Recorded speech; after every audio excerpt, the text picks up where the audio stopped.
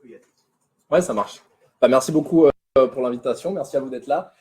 Merci aussi Erwan pour la petite présentation. Et donc, effectivement, juste pour repréciser, moi, ça a été dit, mais j'ai plusieurs casquettes. Donc, je travaille au Shift sur des enjeux qui ne concernent pas uniquement l'aérien. Donc, je suis référent aérien du Shift, mais je travaille, donc, je suis chef du projet Stratégie de transition robuste. Ça a été dit, qui est un projet transverse. On étudie les 20 chantiers les plus importants de la transition.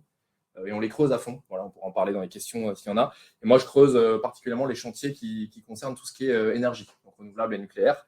Voilà, ça, on va dire, c'est ma casquette principale au Shift.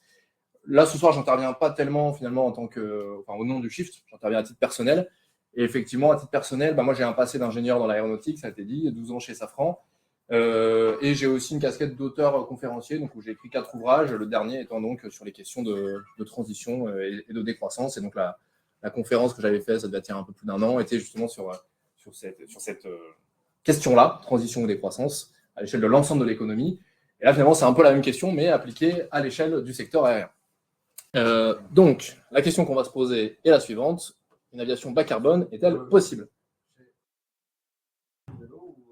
Je préfère que vous le gardiez pour la fin, si ça ne vous embête pas, ce sera peut-être plus fluide. Sauf s'il y a vraiment des grosses questions de compréhension, mais à mon avis, c'est plus simple comme ça. Hop. Donc, le programme des réjouissances est le suivant. On va commencer par un rappel qui va être rapide, puisque, vu l'auditoire, j'imagine que vous avez une petite idée de ce qu'est la double contrainte carbone et du problème auquel on fait face. On va ensuite dire un mot sur la part qu'a l'aviation au sein de ce problème. Donc là, ça peut mériter d'y passer quand même un petit moment. Et puis, évidemment, le gros de la présentation va être plutôt sur les solutions, en montrant un peu le type de solution qui s'offre à nous, entre essayer de consommer moins de carburant, essayer de consommer autre chose que du kérosène fossile, et puis jouer sur le volume du trafic. Ce sont un peu les trois axes qu'on peut imaginer. Donc la double contrainte carbone, je vais très vite, vous connaissez ça par cœur chez les shifters, et le shift le formule souvent sous cet angle aussi. On a une économie aujourd'hui qui dépend massivement du carbone. C'est 80% du mix énergétique mondial qui est fossile. En France, on est un peu meilleur, mais c'est quand même 2/3 de notre mix énergétique. Et ça pose un double problème. Premièrement, ça dérègle le climat. C'est à peu près 70% de la combustion. Enfin, la combustion des énergies fossiles, c'est environ 70% du problème climatique. Le reste étant la déforestation, l'agriculture et d'autres petites choses comme le ciment. Et par ailleurs, quand bien même on n'aurait pas de problème de climat, on a de toute façon un problème lié au fait que ces énergies fossiles sont épuisables. Donc c'est un problème géologique, avec des pics pétroliers et gaziers imminents, on va dire. C'est aussi un problème géostratégique quand on est la France ou plus généralement l'Europe et qu'on n'a pas ou plus d'hydrocarbures dans nos sous-sols. Et donc, climat ou pas, on a un vrai problème géopolitique, potentiellement sur les quantités, en cas de rupture d'approvisionnement, et ou sur les prix, puisque les prix se forment sur des marchés internationaux sur lesquels on n'a à peu près aucune prise. Et donc, c'est effectivement à l'origine d'un déficit commercial qui se chiffre en dizaines de milliards d'euros chaque année. Donc, face à tout ça, je ne vous apprends rien, il faut décarboner massivement notre économie. Et donc, ça veut dire, on retient généralement cet objectif, viser le zéro émission nette en 2050, même si en fait, et j'y reviendrai, ce qui compte, ce n'est pas uniquement le point d'arrivée, c'est la trajectoire, puisque ce qui compte, c'est l'ensemble de ce qu'on émet dans l'atmosphère pendant toute la période. Jusqu'ici, je pense que je ne vous apprends pas grand-chose. Donc, venons à présent à la part de l'aviation dans le problème climatique et dans le problème de la dépendance aux ressources fossiles. On entend souvent ce chiffre de dire finalement l'aviation, en fait, c'est que 2-3% du total mondial, donc en fait, c'est pas très grave. Alors, ce chiffre est à peu près exact, c'est effectivement 2-3% du total mondial. Est-ce qu'il faut en déduire que c'est pas très grave? Pas sûr, puisque 2-3% du total mondial, c'est à peu près l'économie allemande ou l'économie japonaise. Donc, autrement dit, si c'était un pays, ça serait une très grosse puissance économique et industrielle, si l'aérien était un pays. Donc, c'est absolument pas négligeable. 3%, c'est aussi tout le trafic maritime mondial. Enfin voilà, en fait, c'est un gros morceau. 3% de tout ce qu'émet l'humanité, c'est énorme en fait. Il faut aussi voir 3% de 3%. Bonjour. Il faut aussi voir de 3% pour quel usage? Parce qu'en fait, l'usage de l'aérien, c'est quelque chose qui est très inégalement réparti au niveau mondial. On retient généralement cet ordre de grandeur qu'on a 1% de la population qui est à l'origine de 50% des émissions. C'est vraiment très inégalement réparti. En France, on vole un peu plus que la moyenne, forcément, parce qu'on est un pays riche, en moyenne, qui voyage pas mal. Donc en France, on est plutôt à 5% du total.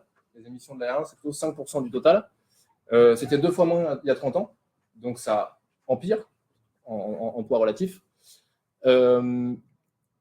Et là aussi, pour un usage inégalitaire. Alors, moins inégalitaire que si on le prend à l'échelle mondiale, mais à l'échelle française, c'est des chiffres qui peuvent surprendre la première fois qu'on les voit, mais il y a 40% des Français qui n'ont jamais pris l'avion.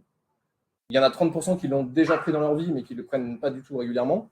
Et il y en a enfin 30% qui le prennent tous les ans. Donc, ça, moi, ça m'a surpris la première fois que j'ai vu ça, mais il faut se dire qu'il y a vraiment une bonne partie de la population qui ne prend pas ou très rarement l'avion, en fait. Donc là aussi, c'est un usage socialement hétérogène.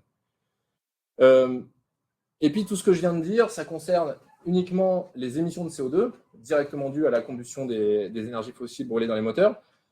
Mais il ne faut pas oublier les effets hors CO2, dont je ne parlerai pas en détail, mais on peut y revenir rapidement s'il y a des questions. Les effets hors CO2, c'est typiquement l'effet réchauffant dû aux traînées de condensation. Et en fait, il y a plusieurs types d'effets qui se cumulent, qui ne vont pas tous dans le même sens. Mais quand on prend tout ça en compte, ça double globalement l'impact climatique de l'aérien. Et donc là, on est plutôt sur 5% du total mondial, ce qui est tout sauf négligeable. Donc, une fois qu'on a dit que c'était un gros morceau du problème, il va falloir faire quelque chose. Et donc, on va aller sans plus attendre sur le gros morceau, à savoir les solutions. Les solutions qu'on peut imaginer, elles sont, donc je l'ai dit, de 3 ordres, d'un point de vue logique. À ce stade, je ne dis pas encore ce qui est faisable ou pas, mais d'un point de vue logique, vous retrouvez là ce qu'on appelle l'équation de Kaya, donc on peut l'écrire pour l'économie en général, là elle est particularisée au cas de l'aérien. Si je veux exprimer les émissions du secteur aérien, finalement, je peux l'exprimer comme le trafic en passagers kilomètres, combien de gens se déplacent sur quelle distance, donc c'est tout à droite, multiplié par combien d'énergie il faut pour déplacer une personne sur 1 kilomètre, multiplié par combien de grammes de CO2 sont émis à chaque joule d'énergie que je consomme. L'intensité de carbone de l'énergie.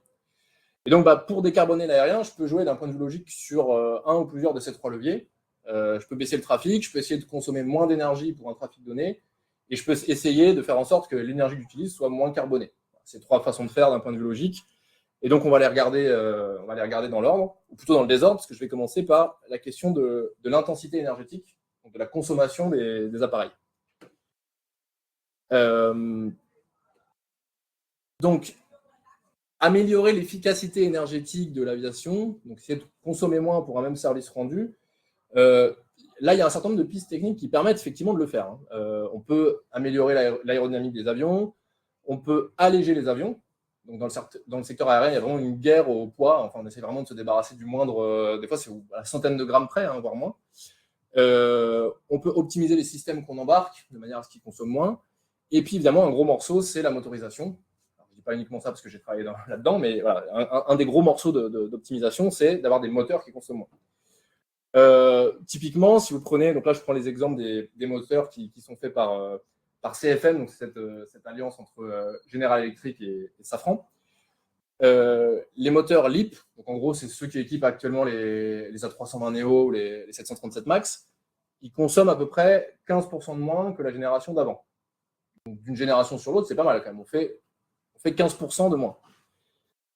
Ce qui est annoncé pour la future génération, c'est les moteurs qu'on appelle RISE, donc c'est ce que vous voyez en bas à droite, c'est encore 20% de moins par rapport au LEAP.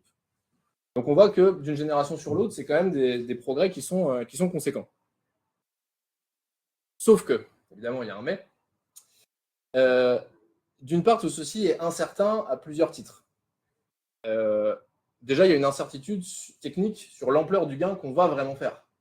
Là, je dis, on vise moins 20% en 2035, mais on n'arrive pas toujours à faire ce qu'on veut dans la vie. Donc, on est quand même sur un sujet technique compliqué. C'est pas certain qu'on y arrive. Et généralement, c'est rare qu'on dépasse les objectifs dans ce domaine. Voilà. Donc, c'est possible que ça soit un peu moins de 20% de gain. On ne sait pas. Incertitude industrielle sur la date. On dit 2035. En fait, dans les dernières annonces, c'est plutôt la fin de la décennie 2030. Donc déjà, c'est pas exactement pareil. Donc voilà, quand arriverait vraiment ce nouveau modèle? Et puis, incertitude commerciale sur qui achèterait vraiment ça, parce que si vous faites un produit révolutionnaire mais que personne ne l'achète, il ne se diffuse pas dans le marché et en fait, il ne permet pas de gain concret. Là, aujourd'hui, Airbus est bien parti pour intégrer dans le successeur de l'A320 ce nouveau type de moteur. Par contre, Boeing, vu ses difficultés financières, dit le successeur du 737, ça ne sera peut-être pas tout de suite. Donc déjà, il y a un des deux gros qui potentiellement ne va pas intégrer tout de suite ce genre d'innovation technologique. Et puis, faire des gains, en l'occurrence sur les moteurs, mais c'est vrai un peu pour tout, en fait, c'est de plus en plus difficile, parce qu'il faut se dire que les ingénieurs n'ont pas attendu les bras croisés en se disant, bah tiens, on ne fait aucun progrès, et on attend qu'on nous demande, et on va s'y mettre. En fait, de génération en génération, il y a déjà eu plein de progrès, j'y reviendrai après. Mais du coup, ça veut dire qu'on a commencé par ce qui était le plus simple, par ce qui était le plus facile, le moins cher. Et là, pour aller plus loin, on est sur des trucs plus risqués, plus compliqués, plus chers, plus longs à mettre en place, etc. On le voit d'ailleurs, enfin, c'est-à-dire que le rythme auquel les progrès d'efficacité énergétique se font a plutôt tendance à se réduire. On progresse toujours, mais de moins en moins vite, au fur et à mesure des décennies. Et un point super important, là je vais m'arrêter là-dessus, un point super important aussi, c'est les constantes de temps en jeu. C'est-à-dire qu'il faut déjà, pour développer un nouveau modèle de moteur ou d'avion, il faut une quinzaine d'années. Donc ça veut dire entre le moment où vous avez l'idée de démarrer quelque chose et le moment où vraiment c'est certifié par les autorités et où vous pouvez voler, il y a typiquement une quinzaine d'années. Mais ensuite, se rajoute à ça 25 ans pour renouveler toute la flotte. Vous voyez, le temps que les compagnies renouvellent tous leurs avions, c'est quelque chose qui en moyenne prend 25 ans. Et donc ça veut dire que quand bien même vous avez une innovation qui arrive vraiment en 2035, en fait, elle est généralisée à toute la flotte qu'en 2060. Donc, dit autrement, si vous faites 15 ans de développement plus 25 ans de renouvellement de la flotte, une solution miracle qui arriverait demain matin serait généralisée dans 40 ans. Donc, ce qui commence à faire tard pour le climat, pour une neutralité carbone en 2050. Et puis, encore faudrait-il que ces gains puissent suffire quantitativement. Et là, donc, quand on dit moins 20%, bah, c'est sûr que c'est pas mal en termes de performance d'ingénierie. Enfin, voilà, c'est un beau gain d'une génération à l'autre. Mais en fait, le problème, c'est que ça, c'est effacé en quelques années de croissance du trafic. C'est-à-dire que, voilà, j'ai dit plus 4%, c'est peut-être plus 3, mais si on est à plus 3 ou 4% de croissance par an, vous voyez bien qu'en 5, 6, 7 ans, le moins 20% qu'on fait sur chaque appareil est effacé par le fait qu'il y a de plus en plus de kilomètres qui sont parcourus. Donc quelque chose qui met 15 ans à être développé et 25 ans à être généralisé, en fait, en quelques années de hausse du trafic, ces gains sont effacés, comme si on n'avait rien fait. Et là, ce que je raconte, c'est pas juste de la prospective, hein, c'est de l'historique. C'est-à-dire que si vous regardez ce qui s'est passé depuis les années 70, en fait, on a fait énormément de progrès. Les ingénieurs, en fait, ont fait énormément de progrès. C'est-à-dire que entre les années 70 et aujourd'hui, pour faire voler un passager sur 1 kilomètre, ça demande 5 fois moins d'énergie. Donc c'est gigantesque comme gain. Donc on se dit, bah super, l'aérien émet du coup 5 fois moins aujourd'hui que dans les années 70. Et en fait, il émet 3 fois plus. Et pourquoi? Parce qu'entre-temps, le trafic a fait x13. Donc ça suffit vraiment. Quand je dis que ça ne suffit pas, c'est un euphémisme. Et en fait, c'est légèrement pire que ça, c'est que ces progrès d'efficacité énergétique contribuent à la hausse du trafic. Et donc là, c'est le fameux effet rebond que vous connaissez, j'imagine, vous avez dû entendre parler. Parce que il faut avoir en tête que la consommation de carburant, c'est une bonne partie du prix du billet, en fait. Hein. C'est encore plus vrai pour les compagnies low cost. Et donc, du coup, si on fait un avion qui consomme moins de carburant, le prix du billet va être moins cher, donc les gens vont voler plus, et donc les gains de conso unitaire vont être compensés en partie, voire totalement, voire dépassés par la hausse des volumes. Donc, tout ça ne veut pas dire qu'il ne faut pas faire de progrès d'efficacité énergétique, hein, on est bien d'accord. Mais ça veut dire qu'à soi seul, ça ne va pas suffire et qu'il va falloir faire d'autres choses. Et donc, dans les autres choses, on pourrait se dire, bah oui, mais en fait, on règle la question si on arrive à voler avec autre chose que du kérosène fossile. Donc, je laisse de côté l'action du trafic, hein, pour l'instant, j'y reviendrai après. Mais on pourrait se dire, bah voilà, au lieu d'essayer de gagner 15-20%, est-ce qu'on ne pourrait pas faire des avions juste complètement différents qui ne fonctionnent pas au kérosène fossile, et auquel cas, là, il n'y aurait peut-être pas de souci d'un point de vue contenu carbone. Et alors là, je ne vais pas tout détailler, mais je voudrais vous parler rapidement de ces grandes pistes, parce que c'est ce qui revient généralement. Donc, première idée, c'est de dire, mais pourquoi on ne ferait pas un avion électrique? On fait des voitures électriques, pourquoi on ne fait pas un avion électrique? Une deuxième piste, c'est de dire l'avion à hydrogène. Pourquoi on ne ferait pas un avion à hydrogène? Donc ça, c'est quelque chose qui a été assez médiatisé. Et puis après, il y a la question des carburants durables, donc soit les biocarburants à partir de biomasse, soit les carburants de synthèse à partir d'électricité. Donc voilà, je vais vous dire un petit mot rapide sur chacune de ces pistes, parce que les débats tournent beaucoup autour de ça. Alors l'avion électrique. Donc là, l'avion électrique, il faut bien avoir en tête que ce qui est possible pour du transport roulant n'est pas possible pour du transport volant. C'est-à-dire que les batteries, aujourd'hui, sont beaucoup trop lourdes pour pouvoir équiper efficacement des avions, en tout cas des avions commerciaux, on va dire.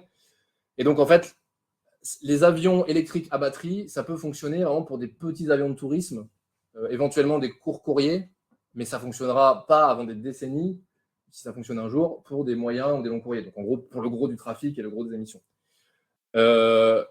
Juste, alors c'est un peu technique, mais juste pour vous donner quand même une idée de l'écart qu'il y aurait à combler, ça, c'est la densité énergétique des batteries. Donc, les batteries d'une Tesla Model 3, par exemple, on met une énergie de 0,26 kWh par kilo de batterie. Peu importe le chiffre, mais voilà, 0,26. Dans les toutes dernières annonces de CATL, qui est le gros constructeur chinois de batteries, qui a fait une annonce révolutionnaire en disant nous, on fait 2 fois mieux que l'existant, ils annoncent 0,5. La densité du kérosène utilisé aujourd'hui dans l'aviation, c'est 12. Donc, vous voyez, on a un facteur 20 par rapport aux meilleures, c'est des annonces, aux meilleures annonces les plus optimistes du meilleur constructeur chinois le plus en pointe. Donc, vous voyez, il y a vraiment une énorme marche à franchir. Alors, ça ne veut pas dire qu'on la franchira jamais, mais rappelez-vous les constantes de temps. Une solution miracle demain matin, généralisée dans 40 ans. Donc là, on sent que ça va être short pour le climat. Pour l'aviation d'après-demain, peut-être, j'en sais rien. Mais ça va arriver trop tard pour le climat, sauf sur des tout petits avions. Vous avez peut-être entendu parler il y a quelques temps de l'Integral I, qui est un petit avion de tourisme biplace avec un moteur électrique. Donc ça existe, mais c'est un avion qui a 2 places et qui a une autonomie d'1 heure. Donc, on décarbone. Mais c'est très bien de le faire, mais je veux dire, on ne décarbone pas l'aviation avec ça. 4 moteurs, et il y en a un qui est électrique pour le décollage. Oui, alors après, il y a des formes hybrides. Alors ça, je pourrais revenir s'il y a des questions, effectivement. Souvent, c'est de l'hybride plus carboné qu'électrique, quand même. C'est plutôt de ce côté-là de l'hybridation. Mais oui, ça, je pourrais y revenir. Il y a effectivement une petite dose d'hybridation qui commence à se mettre en place de différentes manières. Mais qui joue sur quelques pourcents. Là, vraiment, on est là aussi sur l'épaisseur du trait. Donc l'avion électrique, voilà, pas de potentiel au-delà vraiment des petits avions et des courts courriers éventuellement. Deuxième grande piste, l'avion à hydrogène, dont on a beaucoup parlé ces dernières années. Alors l'avion à hydrogène, il faut avoir en tête que déjà c'est un défi technique qui est assez considérable.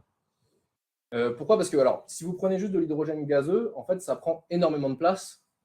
Là, il faudrait globalement un dirigeable pour embarquer les quantités qui vont bien. Et donc, du coup, on est obligé de le mettre sous forme liquide. Et l'hydrogène, pour qu'il soit sous forme liquide, il faut être à moins 253 degrés.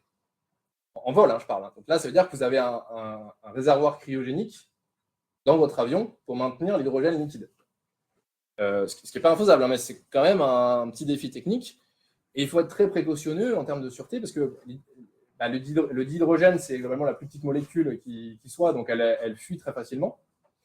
Elle peut avoir tendance du coup à s'accumuler dans certains endroits où ce n'était pas prévu qu'elle s'accumule, et elle explose facilement. Alors, si elle se retrouve à être au contact de l'oxygène, en gros, il y a vraiment besoin de quasiment rien comme apport d'énergie pour que ça explose. Alors, ça ne veut pas dire que c'est des choses insolvables. Ça, moi, je pense que les ingénieurs, en travaillant beaucoup, pourraient résoudre ça. Mais simplement, c'est un sacré défi technique. Ça n'a vraiment rien à voir avec l'aviation telle qu'on l'a fait aujourd'hui.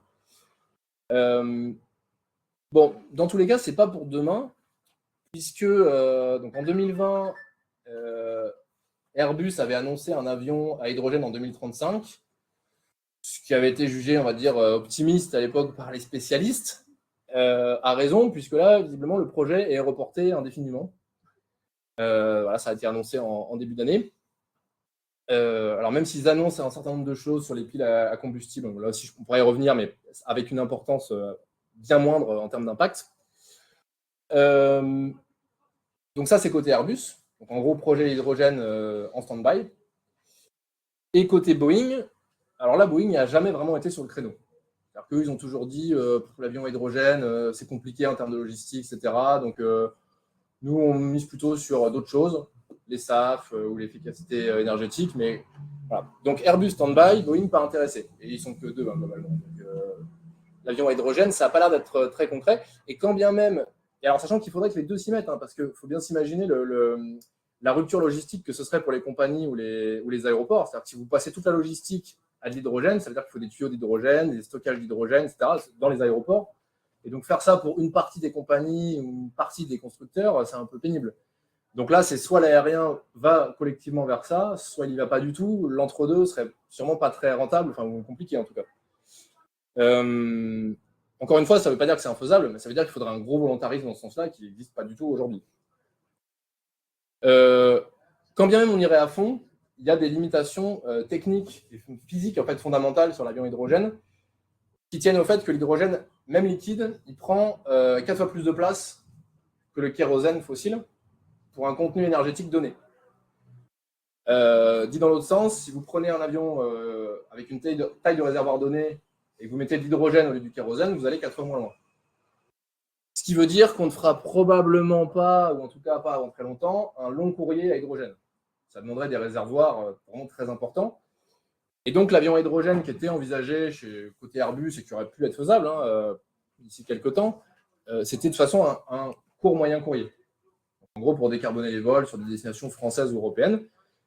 Ce qui n'est pas inintéressant, mais bon, sur ces vols-là, d'une part, on peut avoir une alternative en train. Et d'autre part, ça veut dire que ça laisse tous les longs courriers sans solution. Ce qui est quand même un gros morceau en émission. Voilà. Et puis, dernier point et non le moindre, pour que tout ça ait un sens, il faut que l'hydrogène en question soit bas carbone, évidemment, sinon ça n'a pas tellement d'intérêt. Et aujourd'hui, ce n'est pas du tout le cas. Aujourd'hui, l'hydrogène est très massivement fait à partir d'énergie fossile, notamment de vaporéformage de gaz. Donc là encore, il n'y a rien d'infaisable dans le principe. C'est-à-dire qu'on pourrait faire beaucoup d'hydrogène par électrolyse de l'eau avec de l'électricité bas carbone. Simplement, ça va demander beaucoup d'électricité. Et on va voir après que l'électricité va plutôt avoir tendance à être une ressource rare dans les décennies qui viennent. Donc voilà, donc l'avion à hydrogène, pas infaisable dans le principe, mais on voit qu'il y a un certain nombre de limitations dans la pratique et surtout que malheureusement, le volontarisme n'est pas du tout là du côté des industriels et des pouvoirs publics.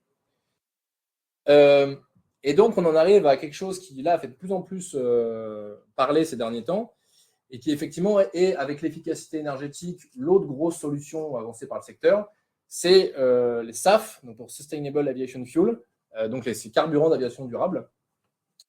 Et donc là, en fait, vous avez, derrière ce terme générique, vous avez en fait deux choses un peu différentes. Vous avez les biocarburants, à partir de biomasse, et vous avez les carburants de synthèse, on dit aussi les eSAF, à partir d'électricité. Petite page de pub, les Aérodécarbos viennent de sortir un très bon rapport sur les carburants durables. Donc ce petit schéma en est extrait, c'est pour ça que j'y pense. Ils viennent de le sortir, donc c'est un rapport intermédiaire. Vous savez, il y a un rapport intermédiaire et puis il y aura le rapport final en fin d'année. Donc voilà, donc je vous encourage vraiment à le lire parce qu'il est très bien fait. Là, je ne vais pas du tout développer à ce niveau de détail, mais ils l'ont présenté lors d'un webinaire le 10 juin. Donc voilà, vous pouvez retrouver ça en ligne prochainement si ça l'est pas déjà. Petit schéma illustratif de l'intérêt du coup des carburants durables, du moins dans le principe. Aujourd'hui, avec le kérosène fossile, on vient prendre du pétrole dans les sous-sols, on le raffine, on le brûle dans un moteur d'avion et ça fait du CO2 en plus dans l'atmosphère. Donc on a ajouté du CO2 qui n'était pas déjà. Donc on augmente la concentration de CO2 dans l'atmosphère.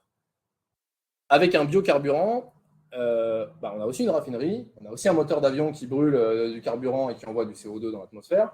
Mais sauf que ce CO2, il a été au préalable capté par photosynthèse dans la biomasse qu'on a brûlée. Et donc, au premier rang de l'opération est neutre. Je dis bien au premier rang parce qu'il faut regarder après en détail le processus de production. Mais en tout cas, c'est ça l'intérêt, du moins théorique, des biocarburants. Sur les e-carburants, donc là, l'idée, c'est d'aller récupérer du carbone, donc soit directement dans l'atmosphère, soit en sortie d'une usine.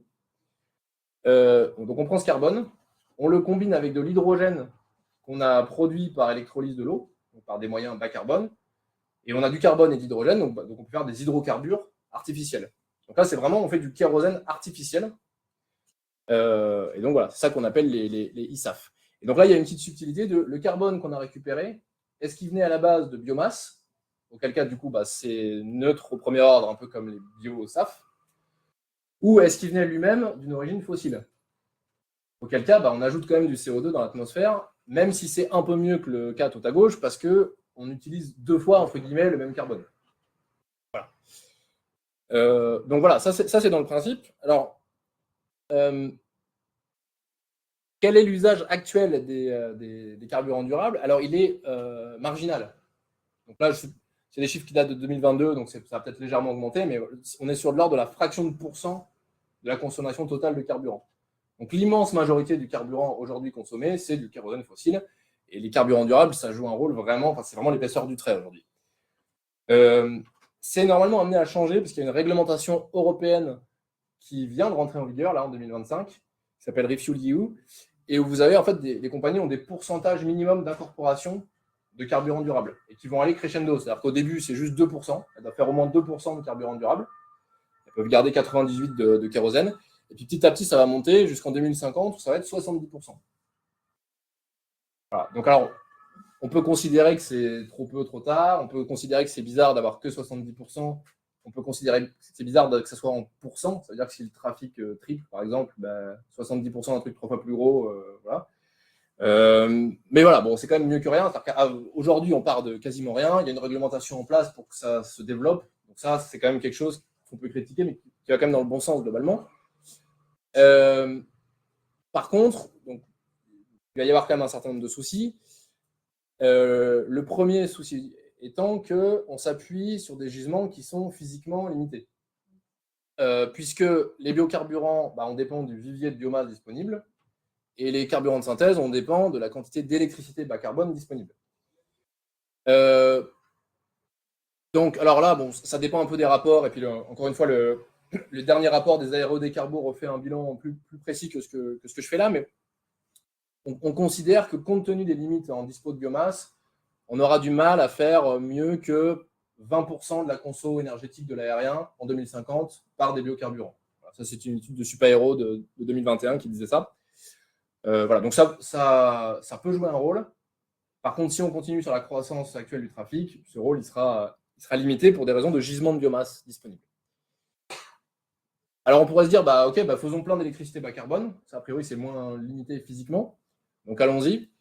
Quand on regarde les volumes nécessaires, ça pique un petit peu quand même, puisque si on veut ne serait-ce que respecter la réglementation européenne, le RefuelEU, là, avec les taux d'incorporation dont je parlais avant, ça implique en 2050 d'y consacrer 20% d'électricité renouvelable de toute l'Europe, sachant que dans les scénarios, quasiment toute l'électricité est renouvelable au niveau européen, bon, avec un peu de nucléaire, mais en 2050. Donc en gros, pour faire court, 20% de l'électricité européenne irait que au carburant de synthèse. Ne serait-ce que pour respecter la réglementation dont on a dit qu'elle pourrait être même un peu plus sévère que ce qui est prévu. Alors nous, on peut se dire, oui, mais nous, on a plein de nucléaire, donc on va faire mieux. Dans un pays comme la France, l'ordre de grandeur, c'est que si on veut décarboner notre trafic en 2050 en faisant moitié biocarburant, moitié carburant de synthèse, pour faire donc cette moitié avec des carburants de synthèse, il faut 100 TWh d'électricité. Donc, si vous avez un peu les ordres de grandeur en tête, le parc nucléaire français, c'est 300 TWh les mauvaises années, 400 TWh les bonnes années. Là, il faudrait qu'on trouve 100 TWh rien que pour décarboner la moitié de l'aviation française. Sachant que le maritime a à peu près les mêmes enjeux avec à peu près les mêmes ordres de grandeur, sachant qu'on commence à parler de quelques dizaines de TWh pour des data centers qui n'étaient pas prévus. Tout ça, c'est des choses qui ne sont pas prévues, par exemple, dans les scénarios RTE, qui prévoient les trajectoires d'électrification, et qui posent déjà de base un certain nombre de défis, en termes de rythme de déploiement du renouvelable ou de relance du nucléaire, ou de prolongation du nucléaire historique. Je pourrais y revenir s'il y a des questions, mais là, on parle d'un ordre de grandeur très difficilement atteignable dans la pratique pour être poli.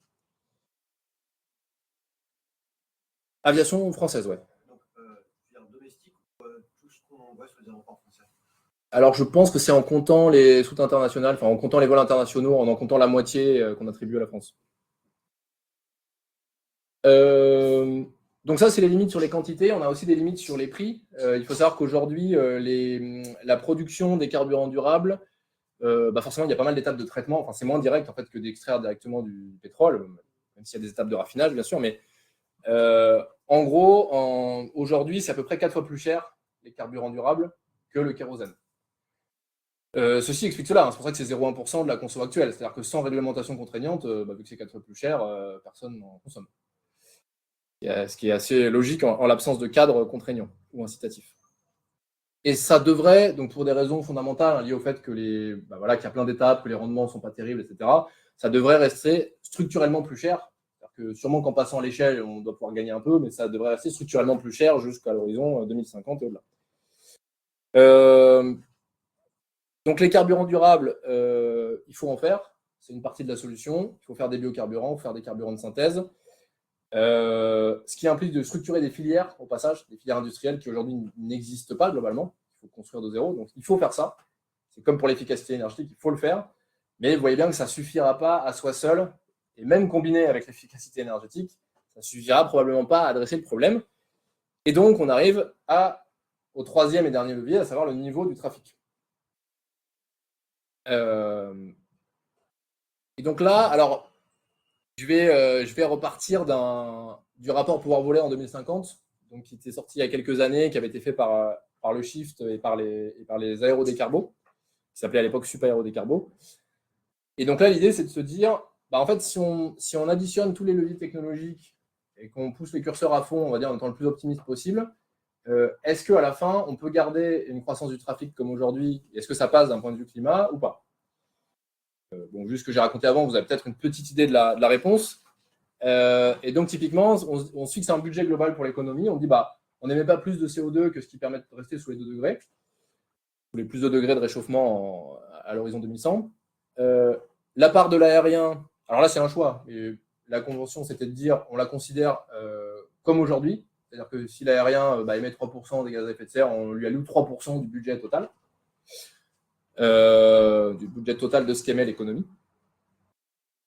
Et on prend des hypothèses technologiques sur quand on va entrer en service l'avion à hydrogène, à quelle vitesse les flottes vont se renouveler, quelle est la part des carburants durables qu'on dédie à l'aérien par rapport aux autres domaines. Et donc, vous aviez un scénario très, très optimiste, le scénario Maverick, et un scénario un peu moins optimiste, mais très optimiste quand même, qui s'appelle le scénario Iceman. Pour les fans de Top Gun, vous aurez la ref. Et du coup, en fait, on voit bien que le scénario Maverick, il est déjà dépassé, puisque l'avion hydrogène en 2035, je vous en ai dit un mot avant, ça n'arrivera pas. Là, on peut le dire très clairement, ça n'arrivera pas.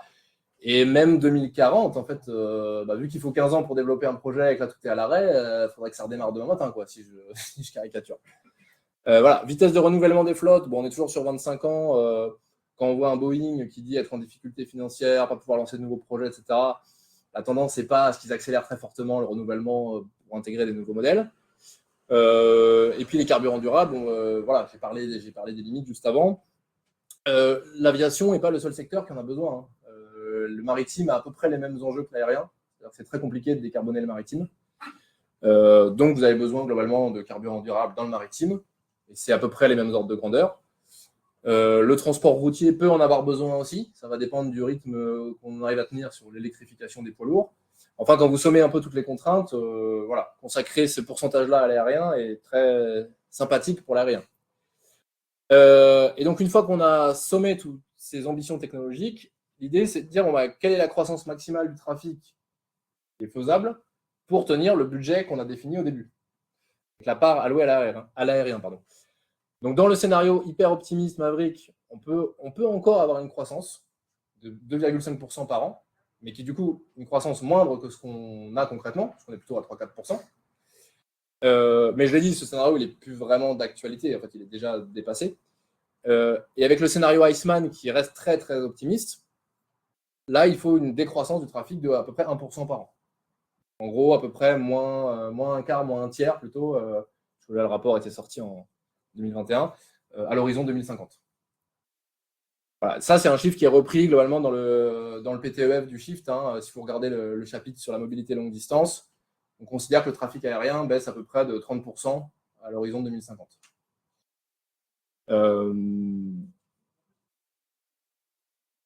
C'est pas un constat qu'on retrouve uniquement dans ce rapport. C'est un constat qui est en fait assez partagé. Alors après, chaque institution l'exprime pas exactement de la même manière, mais j'ai cité tout à l'heure une étude de Supaéro, ça s'appelle le référentiel ISAE. Donc là, c'est vraiment les enseignants-chercheurs de Supaéro qui ont fait une revue de littérature, en gros. Et eux, ils arrivent à des constats à peu près similaires. C'est-à-dire que On peut garder une forme de croissance si on est vraiment sur un niveau d'optimisme technologique maximal, et qu'en fait, il est aujourd'hui déjà dépassé. Et en fait, si on est sur des scénarios un peu plus raisonnables, on se retrouve vite à devoir faire baisser le trafic pour tenir notre budget, globalement. Sauf à considérer évidemment que l'aérien prend une part beaucoup plus importante des émissions que ce qu'il prend aujourd'hui. Ce qui veut dire que les autres secteurs doivent faire le boulot à la place de l'aérien, globalement. Ils doivent se décarboner et en plus aller plus loin pour compenser les efforts que l'aérien n'aurait pas fait. Voilà, l'ADEME dit à peu près la même chose, en disant que la réduction ou la modération de la demande, c'est à peu près le seul levier pour faire des réductions rapides. Et c'est ce qui permet, couplé à la technologie, de faire un maximum de réduction à terme. Voilà. Et puis Zinon Research, qui avait fait un rapport sur les SAF il y a quelques temps, disait que vu les tensions qu'on risquait d'avoir en termes d'électricité bas carbone pour les carburants de synthèse, clairement réduire la demande, c'était plutôt une bonne idée.